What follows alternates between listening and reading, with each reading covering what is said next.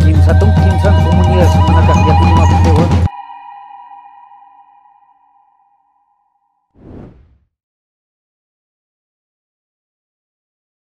Muy buenas tardes. Arica Barroca les da la bienvenida a la 7ª versión del Festival de Arte Surandino, este año por primera vez en su historia completamente en línea. Arica Barroca nació en la dignidad ancestral de los templos barroco indígena, de las comunidades andinas y de la necesidad de conservarlos como tesoros de la humanidad. Comenzamos una nueva transmisión esta tarde saludando a quienes hacen posible este encuentro. Al Ministerio de las Culturas, las Artes y el Patrimonio y su programa Otras Instituciones Colaboradoras del Estado, a Gabriel y Mari Mustakis y a Fundación Altiplano. En los momentos complejos que atravesamos, sabemos que la cultura debe estar siempre cultivada en el corazón.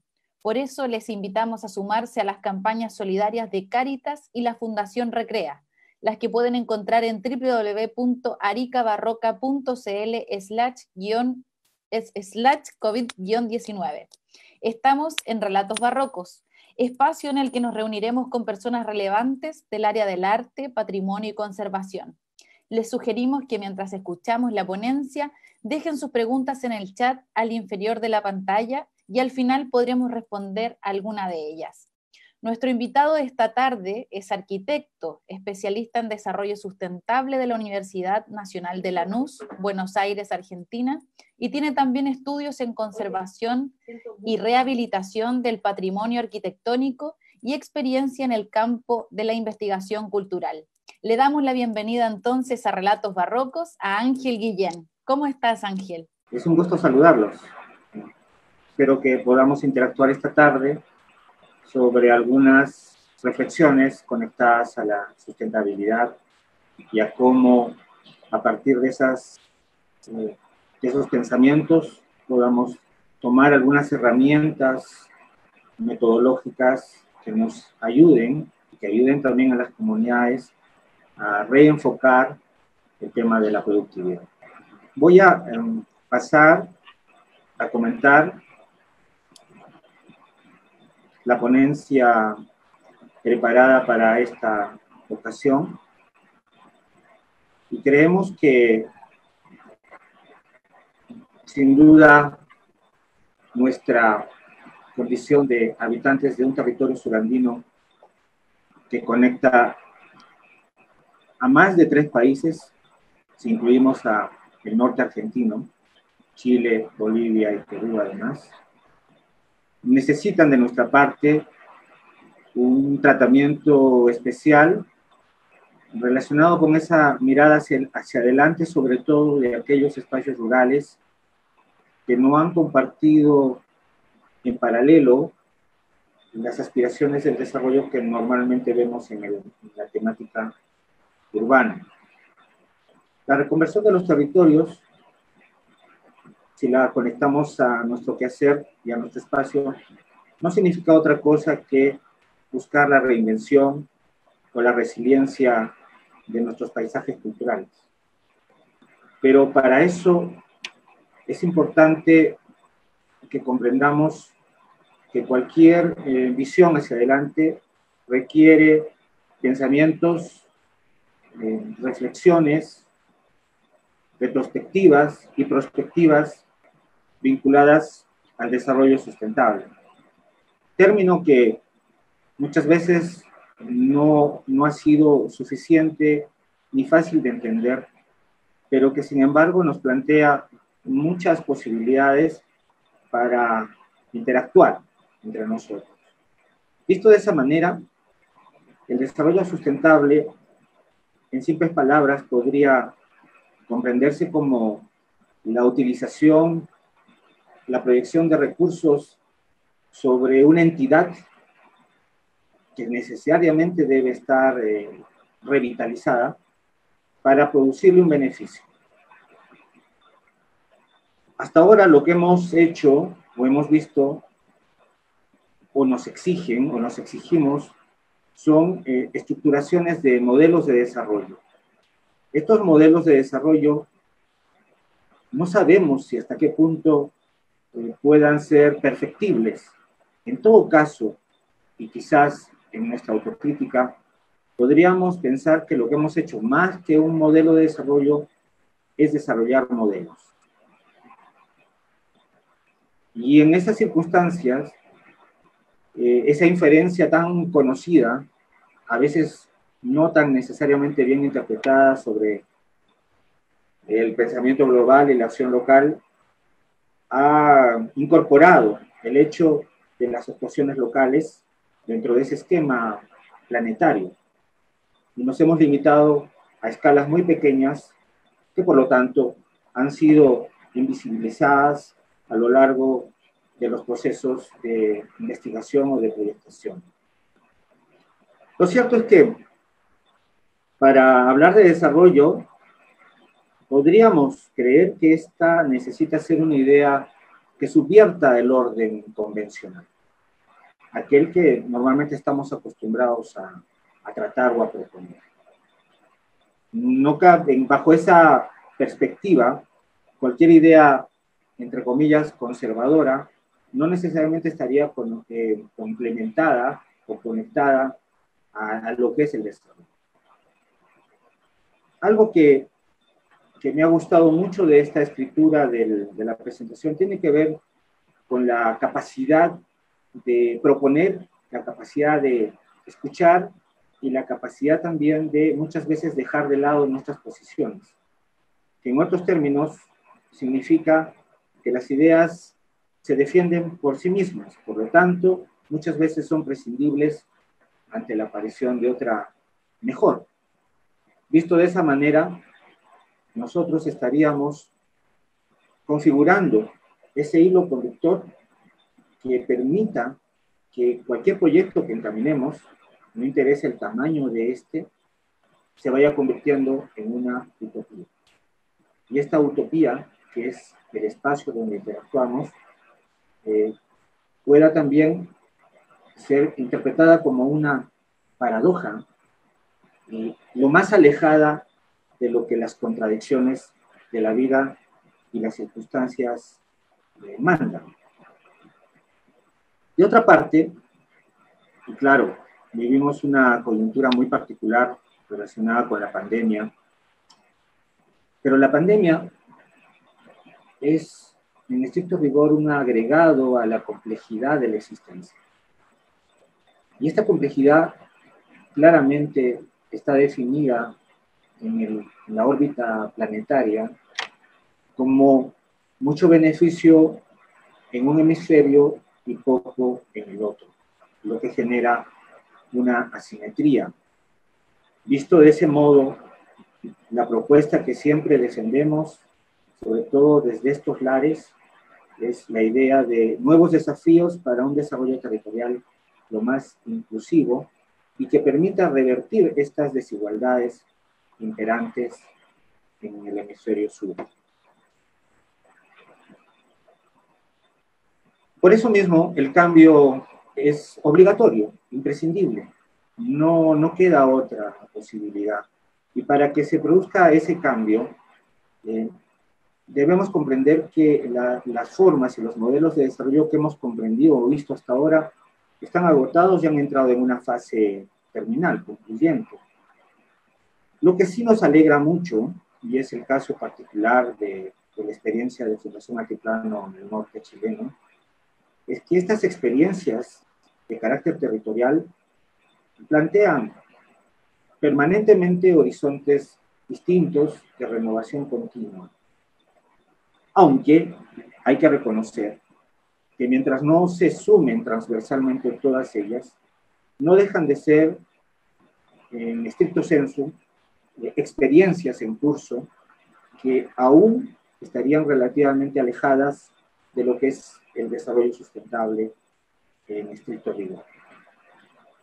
Pero nos ayudan bastante porque rescatamos de aquellas su actitud imaginativa, creativa, frente a una realidad que muchas veces es adversa y que justamente en este proceso de sembrar y cosechar encontramos la convicción de que se pueden sumar, agregar otras alternativas en el camino.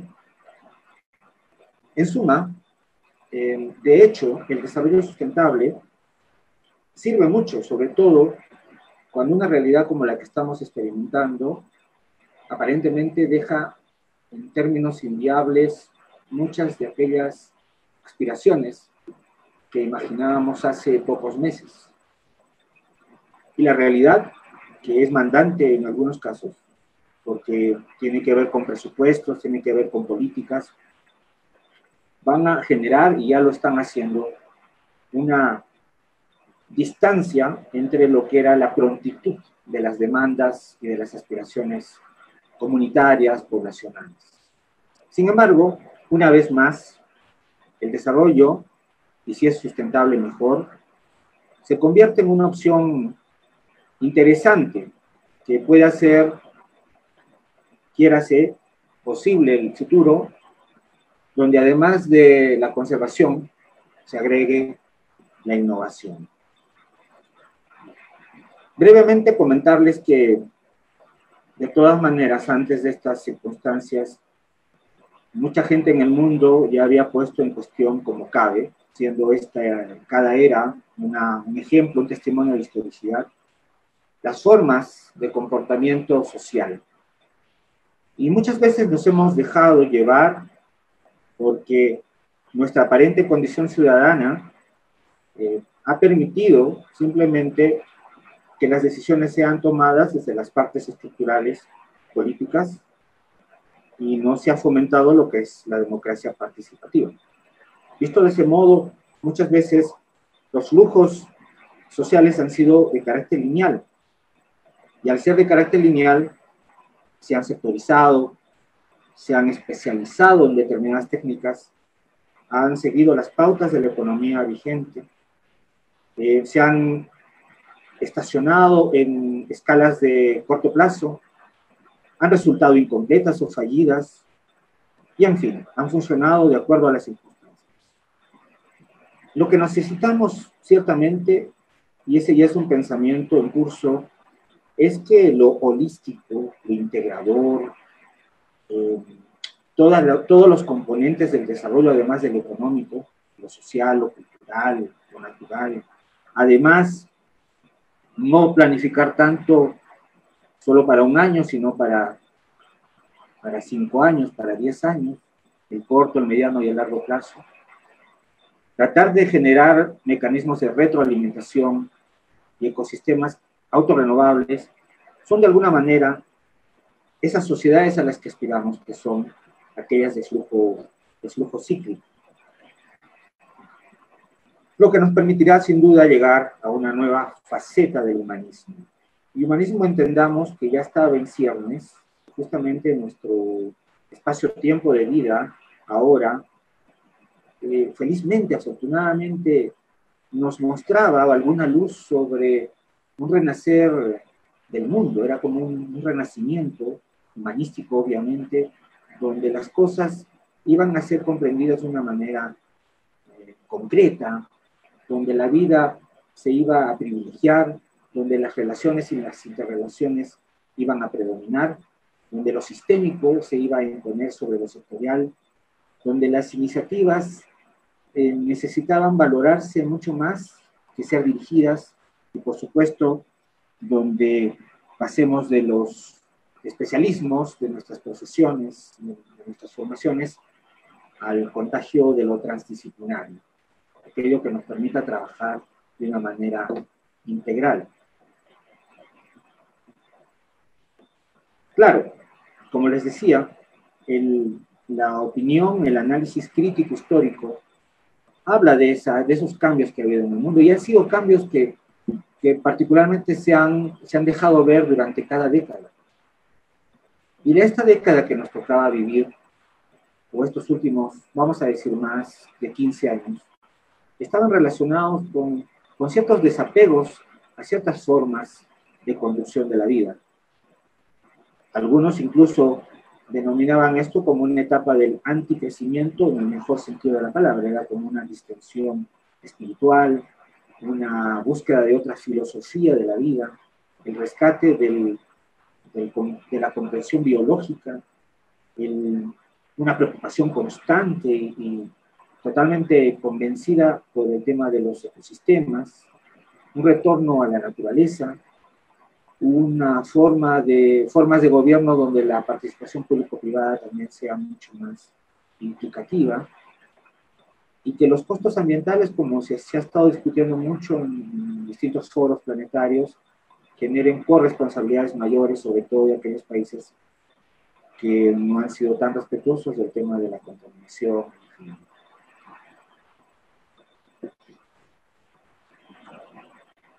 Bien, pero como volvemos a nuestra esencia territorial, esa esencia surandina, y nuevamente nos vemos en estos puntos de conexión, de semejanzas, de orígenes compartidos, y esos orígenes compartidos están relacionados con una esencia antropológica y con una connotación prehispánica fundamental, que nació dentro de la mitología occidental andina de los volcanes, de los corazones, de los centros, de estas formas geográficas que se convierten en las pacarinas, en aquellos lugares, en aquellos vientres que permitieron la aparición del hombre y de las comunidades, y que tienen un papel descollante en el desarrollo y a veces en las crisis ambientales que nos ha tocado vivir.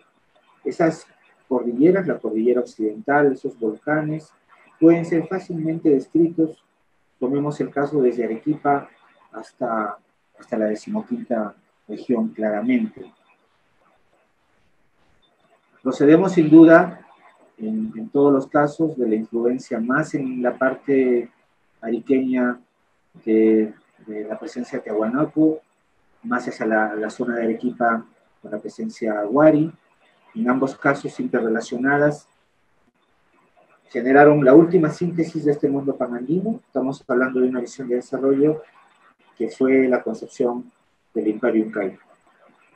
El Imperio Incaico, si bien es cierto, creció de una manera exponencial dentro del territorio sudamericano, aprovechó aquellas dificultades del entorno geográfico y generó un prodigio de actividades, de desarrollo cultural, productivo, importante, que permitió una densidad demográfica significativa en estos entornos.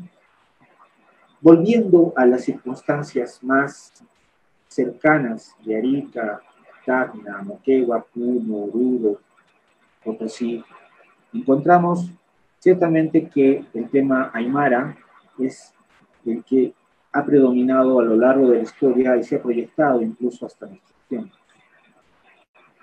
Todo eso dentro de un sincretismo que tiene que ver con el encuentro entre el mundo autóctono y el mundo occidental europeo, y que tomado de la mejor forma ha generado una interfase, un espacio de interrelaciones que luego terminaron modelándose durante el periodo republicano. Precisamente, esta interfase, que no solo es geográfica, sino cultural, de alguna manera es demandante de formas de comprensión ambiental homogéneas, compartidas, paralelas. Debería ser este un gran espacio donde prolifere el debate, las conexiones académicas, un poco o mucho de lo que está sucediendo a partir de la presencia fundacional y de estos eventos como el Arica Barroca. Es una realidad vigente de la que no debemos desconectarnos, aquella que deberíamos comprender más aún, y que, visto desde el ángulo del desarrollo, y además dentro de las circunstancias vividas, porque por alguna razón que no es extraña, vamos siendo las periferias de nuestros estados. Este mundo aymara es la periferia boliviana, este mundo aymara es la periferia peruana, este mundo aymara es la periferia chilena. Y requerimos, bajo no solo el tema de la identidad, sino el tema de las particularidades geográficas compartidas y de sus potencialidades, generar mecanismos de reconversión productiva.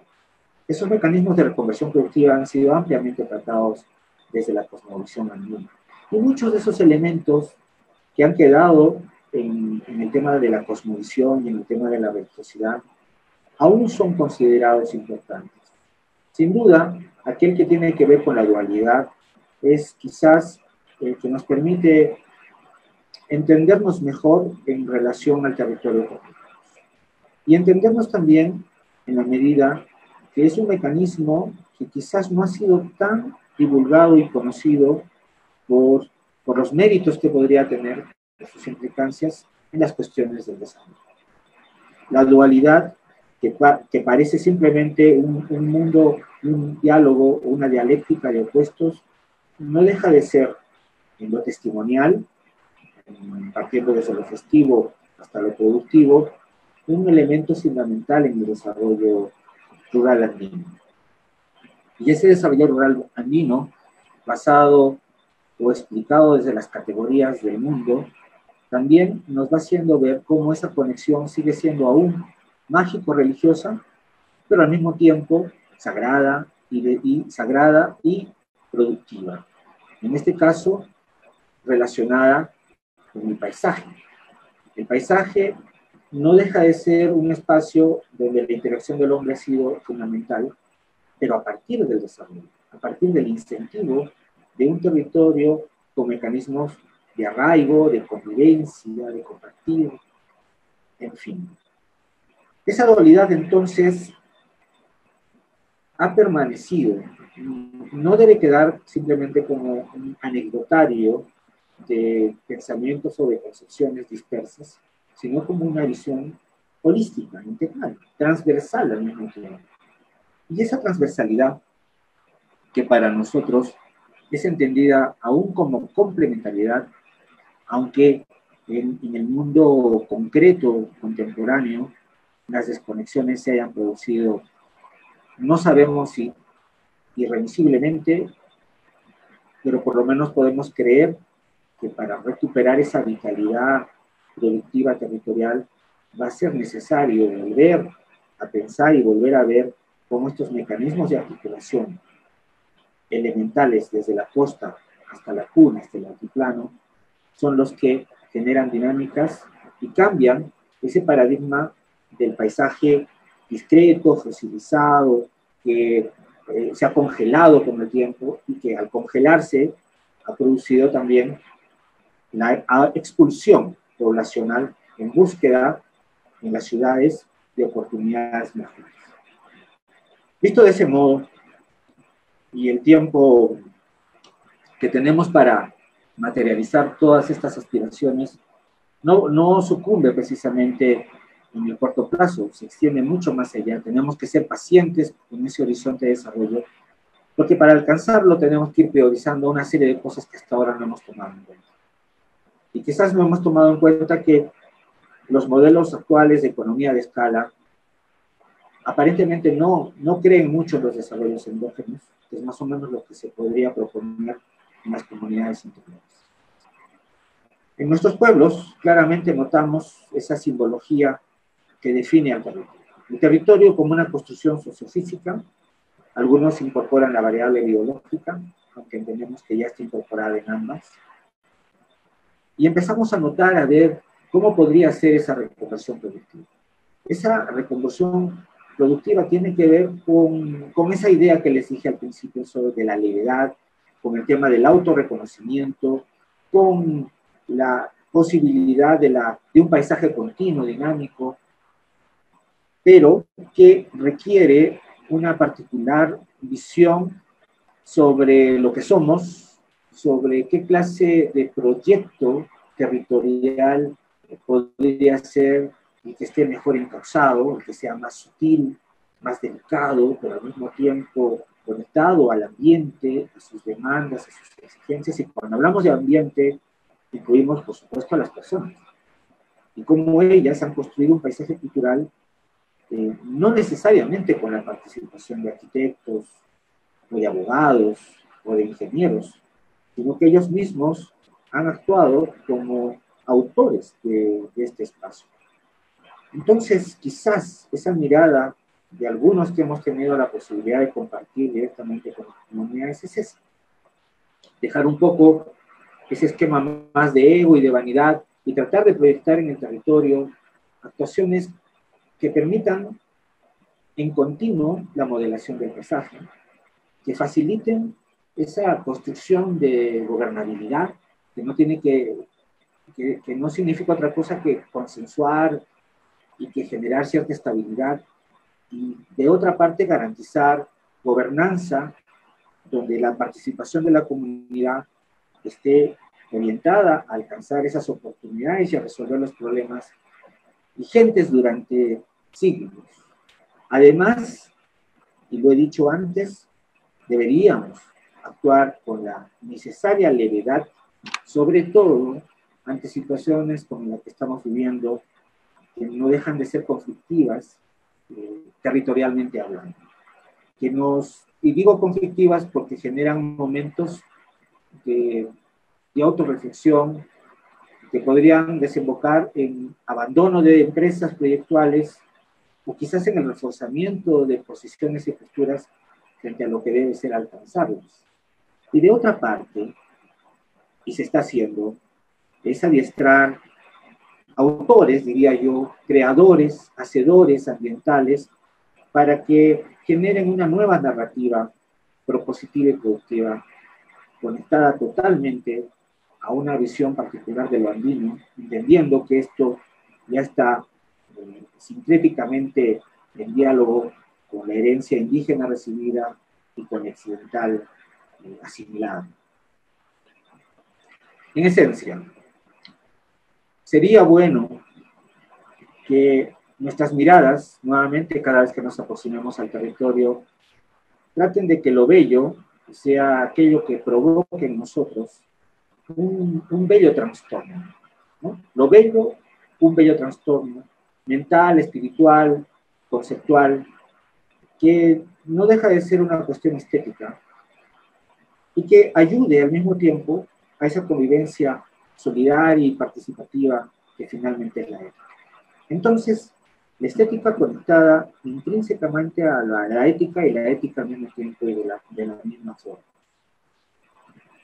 Tal vez algunos de esos propósitos que corresponden a distintas escalas, la escala de la región y la escala más local, tiene que ver con la visibilidad. Ustedes, sobre todo las poblaciones de Arica y Parinacota, no podrán negar que en los últimos años, algo más de una década, se ha visibilizado bastante el tema del paisaje regional. Lo que quizás no solo en el caso de la 15ª región, sino en el caso de Tacna, de Oruro, de Arequipa, no termine de comprenderse, es el hecho de que hay que activar el territorio de una buena manera para que todas estas articulaciones de las que formamos parte se dinamicen, para que de alguna manera, si yo tuviera algo que decir respecto al agregado de la pandemia, es que podríamos intentar reinterpretar el tema de la ruralidad versus la urbanidad. Dicho de otro modo, no solo equiparar a la ruralidad con la urbanidad, porque ustedes saben que la urbanidad estadísticamente ha vencido a la ruralidad, sino tratar de que la ruralidad nuevamente reverdezca en el más amplio sentido de la palabra. Para eso necesitamos activadores territoriales. Y de otra parte, claro, no debería escaparse, no solo desde la política pública, sino desde aquella que tenga que ver con la inversión privada, el tema del diseño integrado del paisaje, comprendiendo la excepcionalidad valorativa que tienen estos lugares. Y en la escala local, dejaremos de ser un poco más o un poco menos arquitectos y nos trataremos de convertir en personas que proyecten la belleza y la utilidad como actos cotidianos que tengan que ver con las demandas necesarias de las comunidades.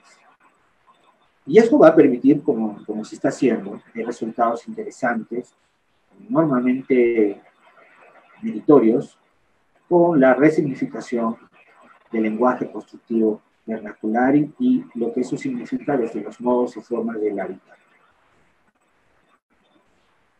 La reconversión productiva, entonces, desde la perspectiva andina, va a exigir una capacidad de resiliencia, de reinvención, de innovación, lo que ciertos filósofos consideran cambio de paradigma.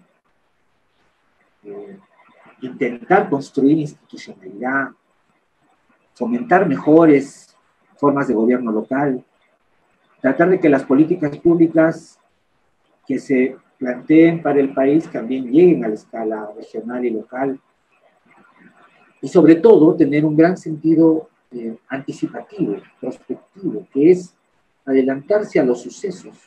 Y adelantarse a los sucesos podría impedir que se desbaraten muchos sueños y que se compliquen las realidades. Y eso tiene directa relación con el tema de la pandemia.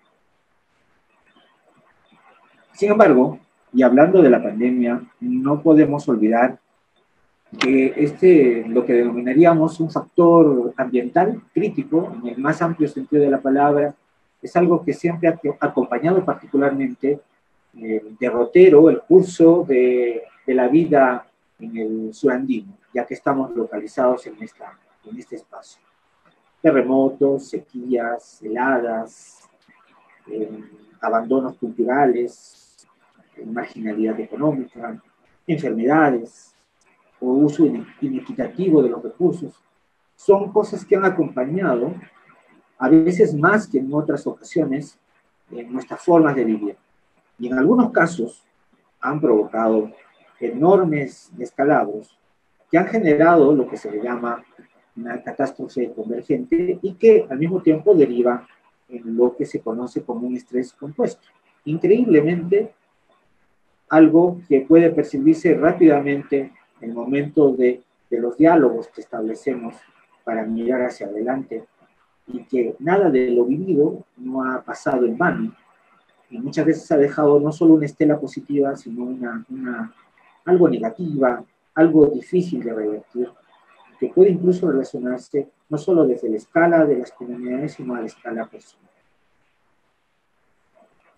En fin, algo que tiene un enorme mérito de la hazaña andina es cómo ella tuvo la capacidad de domesticar el ambiente. ¿Por qué? Los ecólogos, que han estudiado mucho las formas de adaptación y de arraigo de las comunidades en el mundo, una de las conclusiones a las que llegaron fue que lo más difícil que piensan que el hombre ha hecho para decidir cuál es su lugar, cuál es su sitio, dónde vivir, ha sido escoger estos territorios andinos tan llenos de fracturas geológicas, de tantas complicaciones, de tantos cambios radicales de altitud, no con lluvias estacionales definidas, en fin, territorios sobre los que la participación humana ha tenido que ser fuerte, convencida.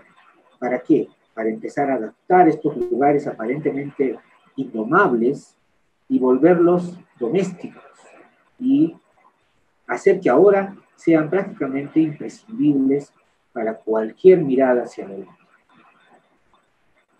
Pero lo que también reclama nuestra sociedad, y estamos viendo en este modelo de gestión que ahora está apareciendo en Arequipa y Parinacota, con bastante fuerza y convicción, el tema de la sociedad de empleo. Es el momento para mirarnos de la manera más contemporánea posible también y creer que debemos tener una mentalidad mucho más holística, dinámica, abierta, que nos facilite también mecanismos de innovación que permitan que aquellos riesgos que uno piensa que va a tomar sean cosas más arriesgadas que riesgos en este terreno. Eso, sin duda, va a consolidar la comunidad relacional de la que tanto hemos hablado, que va a convertir o va a convertirnos en autores del paisaje una vez más. Es decir, no solo tener la mirada retrospectiva de la herencia prehispánica, sino tener la mirada propositiva que nos toca vivir en este espacio-tiempo.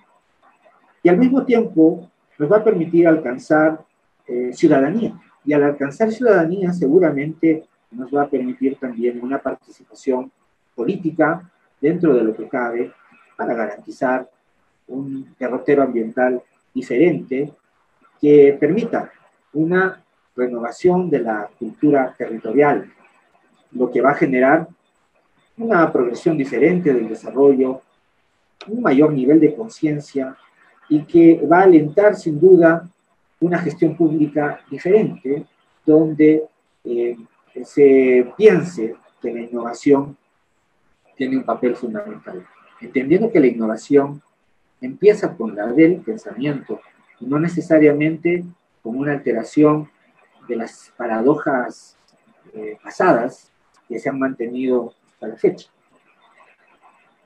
De otra parte, no podría existir una reconversión productiva si no nos percatamos de las enormes potencialidades que tiene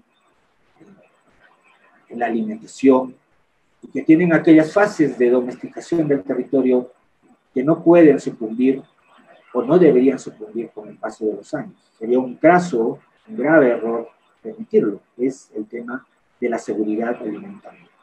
Ninguna comunidad que se precie de mirar el desarrollo podría dejar de lado estas formas de ser y de actuar.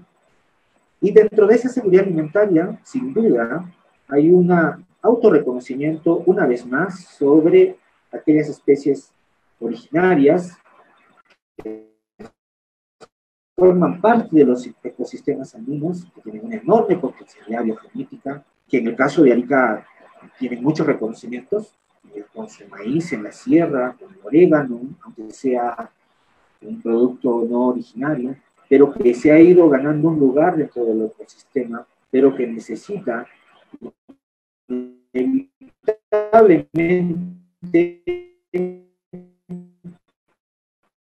un nuevo paradigma, donde la comunidad esté en dimensión institucional. Al mismo tiempo, y quizás una de las mayores y mejores potencialidades radica en la educación interpretativa. Esto lo que nos va a permitir es completar esas actitudes mitológicas que cohabitan en nosotros con esas actitudes productivas ancestrales que van a generar una mirada afirmativa del territorio y que por tanto van a propiciar nuevos espacios de interacción. Estos espacios de interacción sí están articulados con los indicadores de competitividad.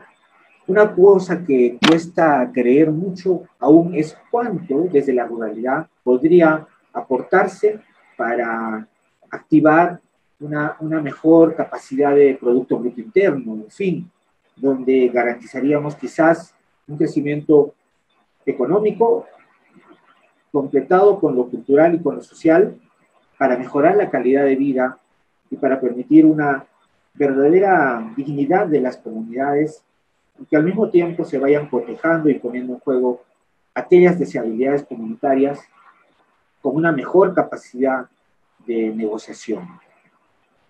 Creemos, y esta es una práctica que cada vez se está haciendo más cotidiana, tenemos que creer que la activación de industrias en la ruralidad y en el mundo andino pueden ser necesarias, pero tienen que ir en distintos niveles. Un nivel inicial es el que practicamos todos hasta ahora, que es el cultivo y la cosecha. Un nivel medio e integral son aquellos que ya le dan un valor agregado a estos productos y por supuesto mejoran la competitividad. Lo que no debemos olvidar es que estamos trabajando en un espacio-tiempo diferente. El mundo ha cambiado y se maneja en lo que se llaman velocidades paralelas. Estas velocidades paralelas se pueden explicar mejor desde lo que se llama el manejo múltiple de las escalas territoriales. Corto, mediano, largo, medida, tiempo, espacio. Y no podemos olvidar sin duda que dentro de ese manejo múltiple, el afianzar la seguridad alimentaria es tal vez el enfoque más interesante de una convivencia. Parte de esa ruta de sustentabilidad es una ruta nada más, no son modelos totalmente perfectos, tienen que ver con experiencias. Estas experiencias lo que tienen que producir son nuevos espacios de participación, lo que en pocas palabras significa espacios donde haya un mejor diálogo entre el gobierno y la población, a través de estas interfaces que permitirían que conectarnos y saber efectivamente qué proyectar hacia adelante, porque la idea es mejorar esa productividad entre rural y urbana en la que estamos viviendo ahora. Hay experiencias vividas personalmente como las del Valle del Colca, vividas tanto desde la recuperación de iglesias como las del tema de ordenamiento territorial. Como verán, gráficamente se ha tenido que comprender la macroescala que escapa incluso a un país y que involucra tanto a Bolivia, Chile y Perú, en una idea de cuáles son esas semejanzas y cuáles son esas posibilidades que puede tener, sobre todo, preocuparse verdaderamente por lo altoandino, donde hay una enorme riqueza, pero también una distancia bastante difícil de sobrellevar relacionada con el beneficio de las comunidades en este momento. ¿Por qué es importante el ordenamiento territorial? Porque permite plantear no solo un plan, sino tener programas, políticas, trazarse proyectos estratégicos. Y estos documentos, que no tienen que ser elaborados, lo hemos dicho, necesariamente desde las oficinas o desde los gabinetes, podrían ser en este caso propiciadas hacia adelante por las propias comunidades. Esto puesto en las pizarras de las comunidades, tratado, solicitado, analizado, finalmente propuesto, que significa empezar a considerar todas las materias que implican la sustentabilidad. De vez en cuando van a ir apareciendo esas amenazas ambientales, que son los sectores críticos, y en otros casos vamos a tener que enfocarnos directamente en pueblos específicos, en Socoroma, en Pachaba, en Belén, en Tiznama, en Corpa, y tratar de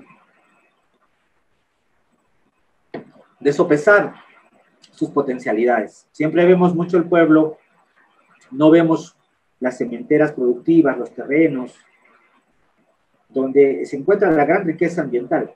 ¿Por qué? Estamos preocupados por las amenazas que se ciernen sobre las comunidades, sobre todo en la parte habitable, pero muchas veces la parte que no es habitable es la más susceptible a transformaciones inopinadas, permanentes,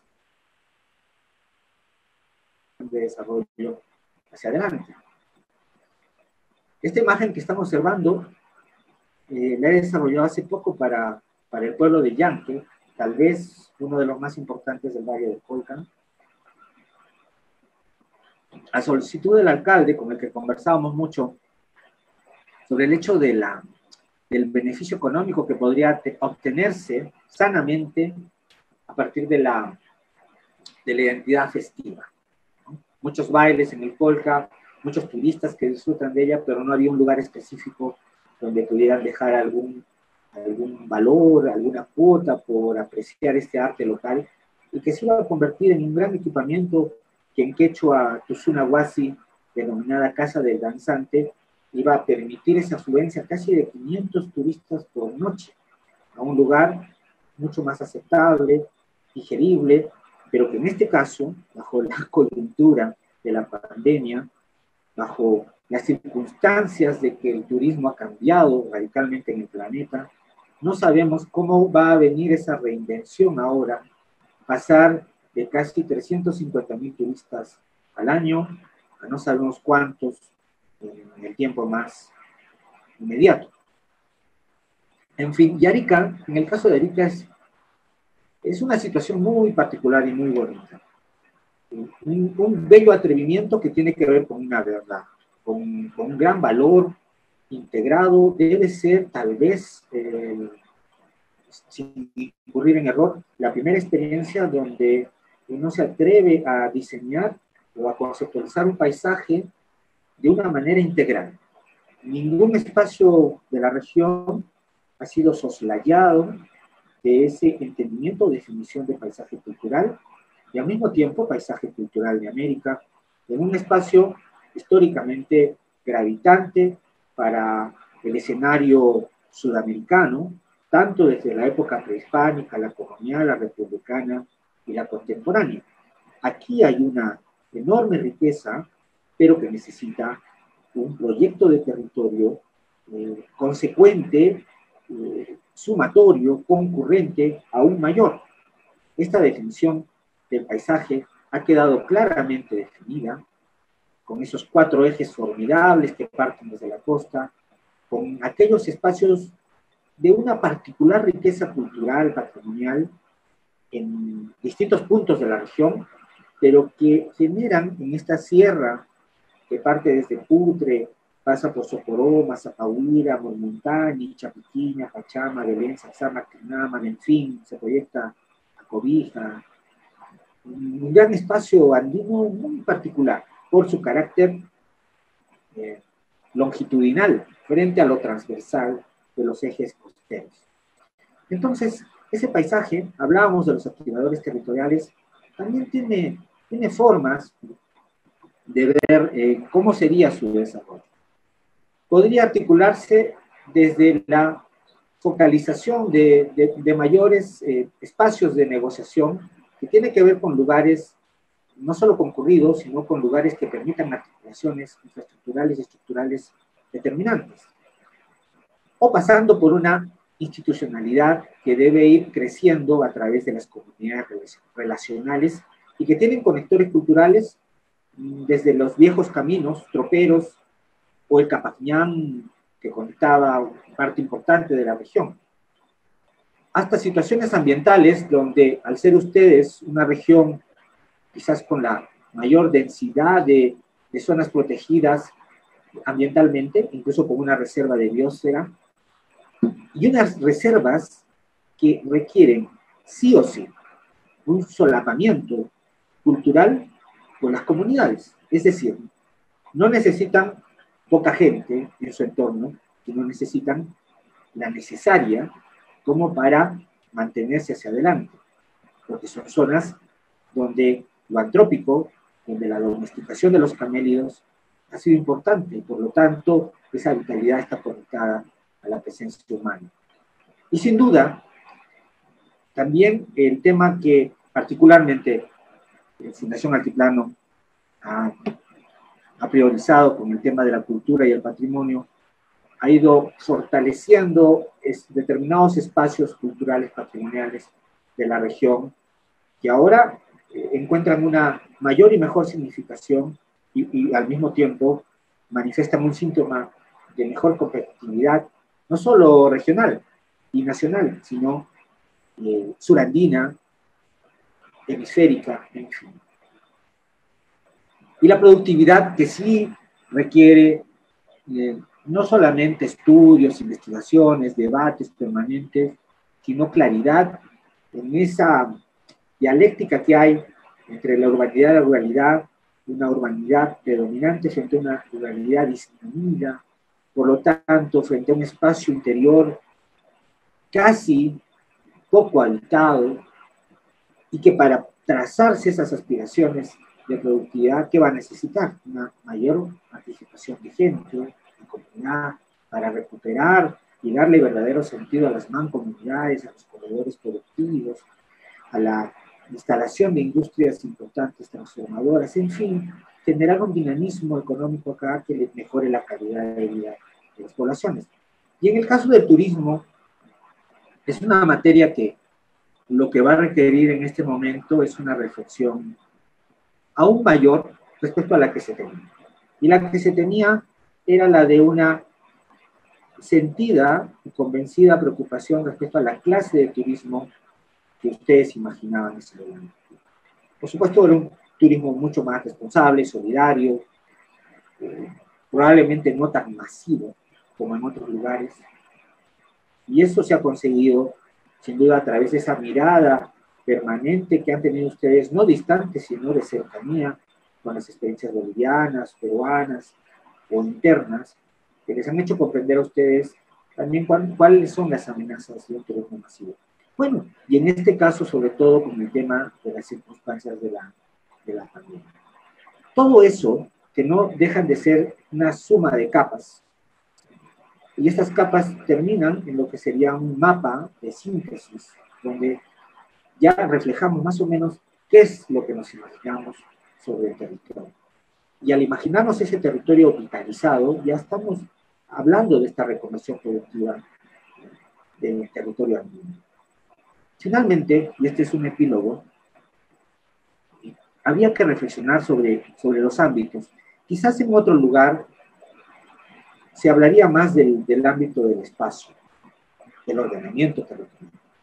En el caso nuestro, del mundo surandino, no podemos dejar de lado el tema prehispánico, el tema de la herencia recibida que nos obliga a preservar, pero también de la exigencia de la innovación. Algunos principios dentro de esa posibilidad de ordenamiento rural andino tienen que ver con la integralidad, que no es otra cosa que una reinvención de nuestro imaginario, con la transversalidad, que es lo que les comentaba, ir más allá de nuestras especializaciones y creer que somos parte de una suma de autores y lectores. Con la permanencia, el tema de la historicidad y con las dinámicas que estamos viviendo ahora a partir de la poca permanencia que existe.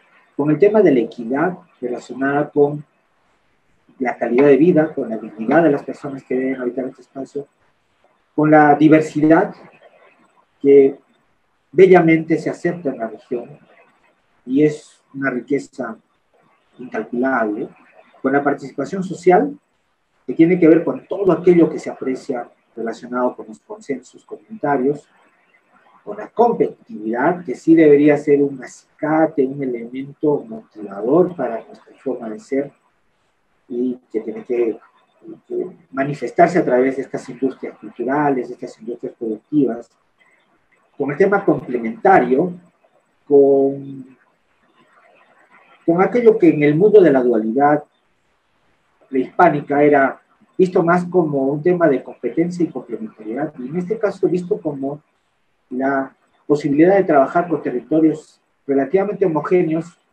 y relativamente cercanos. Con el equilibrio ambiental y cultural es un mandato, con el imaginario comunitario, que tiene que ver con que verdaderamente cuál es el concepto que se tiene del territorio en la mirada no solo pasada, sino presente y hacia adelante, con el tema urbano o urbanización, con lo que está pasando a través de la recuperación de las fachadas, de los pueblos, de su belleza, de su armonía, de su conexión con el paisaje, con la articulación, con aquellas necesidades obligatorias que tienen que ver con por dónde, por qué canales terrestres o multimodales pudieran transferirse los productos o los recursos, con la solidaridad, que sin duda es un principio elemental de la cultura andina, y finalmente con algunas dimensiones que pueden ser muy parecidas a los conceptos de la sustentabilidad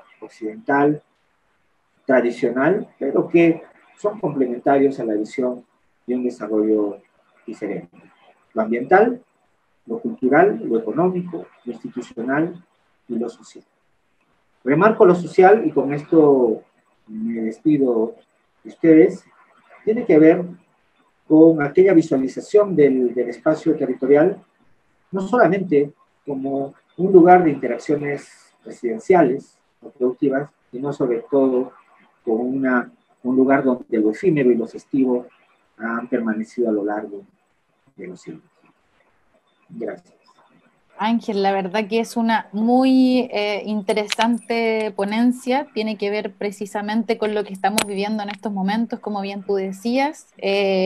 Me recuerda, ¿no?, esto que muchas autoridades también dicen que se suman, ¿no? Y nosotros también como Arica Barroca, ¿no? Este concepto del suma camaña, que es el buen vivir, ¿no? Cómo podemos ir mezclando en esta complementariedad de estos distintos entes, ¿no?, que conviven en esta sociedad, tanto institucionalidad como políticas públicas, como comunidades andinas, desde la ancestralidad y la espiritualidad, para que vayan conviviendo, ¿no?, en armonía y poder ir cada vez más en vías de esta transformación social, personal, medioambiental, ¿no?, que nos permite continuar y poder visualizar este desarrollo sostenible y sustentable en el futuro, ¿no? Así que agradecerte muchísimo. Vamos a pasar en estos momentos a las preguntas que nos va a poder generar, que estuvieron generando, perdón, nuestros panelistas, las personas que están aquí presentes en la ponencia, y va a decirles nuestra compañera de producción,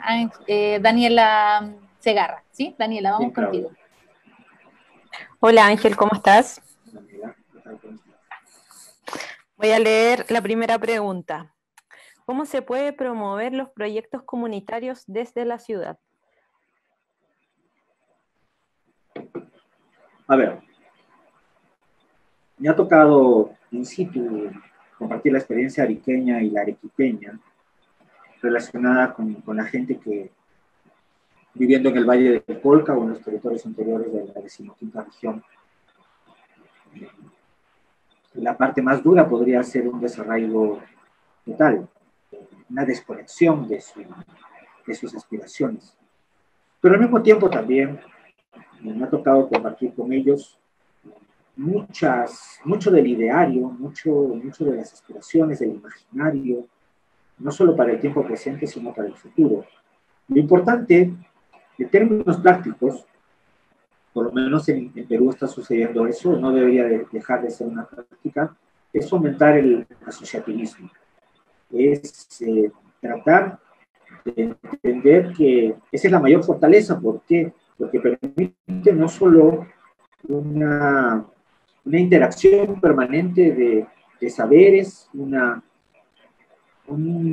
convivencia trasladada desde nuestros lugares de origen a la ciudad, sino un arraigo diferente con el territorio, si es que dentro de esas posibilidades no está el volver a habitar el territorio del cual procedían nuestros abuelos, padres o nosotros mismos. Sumado a que asociarse genera una capacidad de negociación inmediata, y esa capacidad de negociación lo que permite es una actuación política, pero también permite una autoría sobre los proyectos cercanos o no tan cercanos que tengamos. Voy con la segunda. ¿Hemos avanzado en la visión del turismo como un medio más inofensivo para el ambiente en comparación a otra industria como la minería?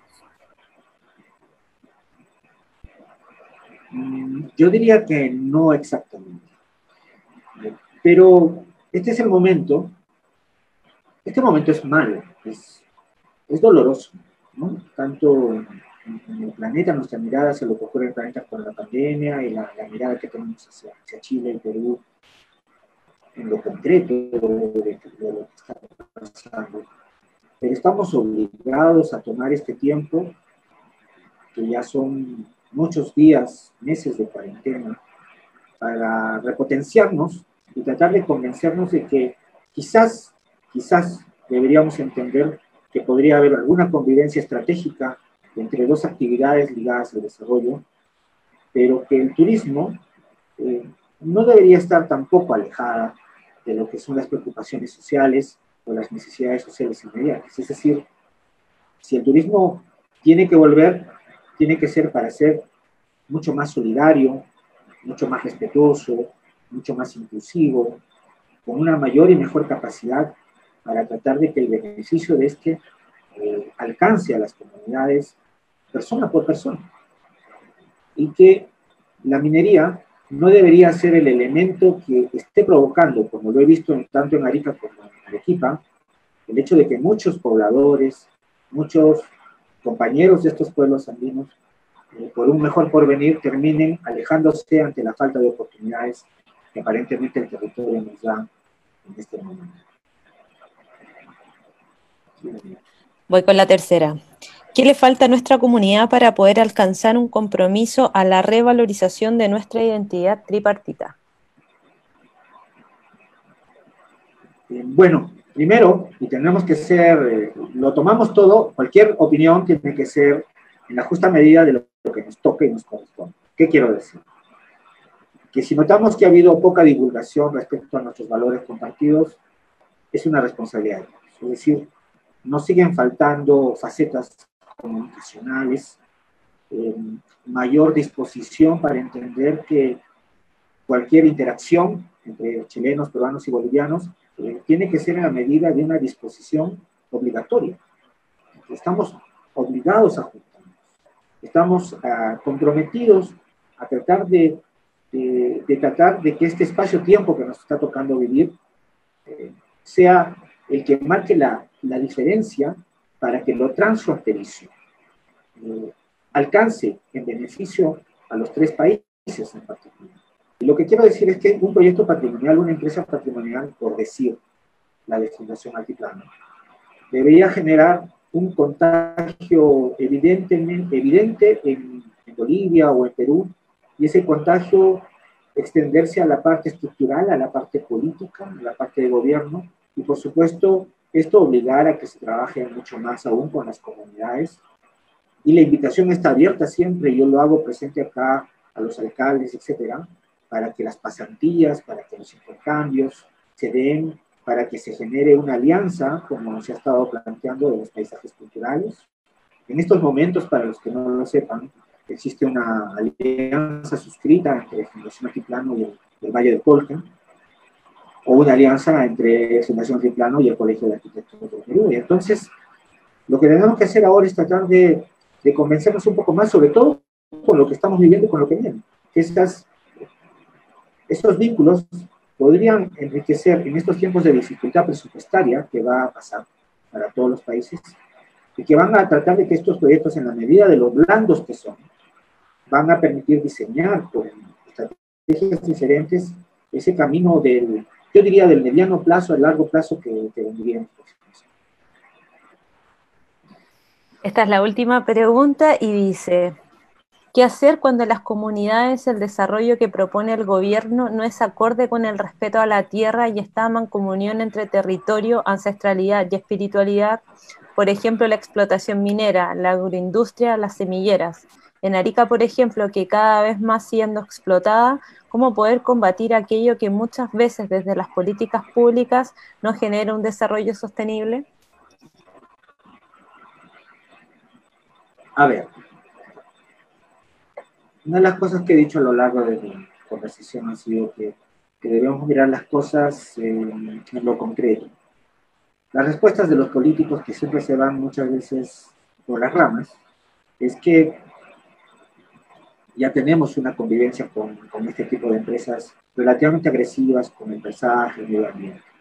Lo que tenemos que hacer es dialogar sinceramente sobre este tema, y creo que las comunidades lo que tienen que defender, más que los políticos, más que las autoridades, son estas formas de diseño del territorio que queden en documentos, bajo acuerdos consensuados, y que posibiliten trazar esos nuevos escenarios donde probablemente el impacto ambiental o paisajístico quede minimizado, y que no se esté hablando a la larga de procesos de mitigación o de restauración ambiental, sino que se eviten desde el inicio y se lleguen a acuerdos para saber también cómo, ante una demanda importante de trabajo, no podamos cerrar puertas solamente con una postura, sino creer que una postura de enriquecimiento cultural que se tiene tanto en la 15ª región como en Tacna, Arequipa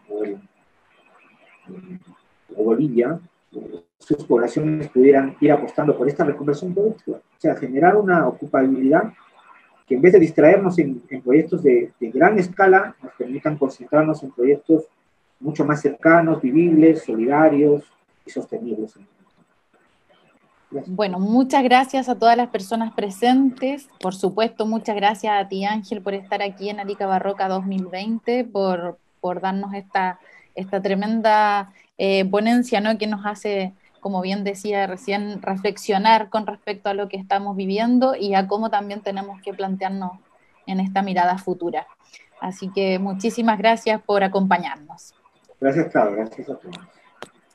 Bueno, seguimos invitando a las personas para que nos acompañen mañana sábado a las 11 de la mañana con el encuentro Creación, Mujeres y No Violencia con Paulina Hunt, Madeleine John, Rosita Ergas y Eli Córdoba. Y a las 12 también tenemos el taller Guagua Cuentos Sonoros con Mauricio López, Ivo Moraga y Mario Cáceres. Y a las 16 horas tenemos la ponencia de Lilian Briceño con Chal Prehispánico Morro 5.